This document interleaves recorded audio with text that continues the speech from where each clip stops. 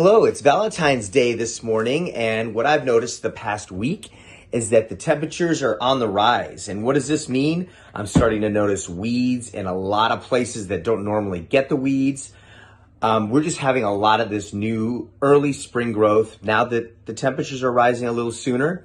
Usually our last recorded frost is usually around the 15th of February, but if you were outside at all last week, it's really starting to warm up, and the foliage, the weeds, the landscape, all of it loves this warm temperatures. It's starting to just enjoy and thrive this springtime. So now is a great time to get your yard cleaned up, maybe put down pre-emergent to prevent a lot of the weed growth that might occur over the next 3-4 weeks. If we get any rains, it's just going to further feed into that. So if you have any questions or if you want to stay ahead of this, please reach out to us here at AMS Landscaping. Check out our website at azlawns.com. Also subscribe to our YouTube page and follow us on Facebook at AMS Landscaping. Check out our Instagram and Twitter pages at AZ Lawns.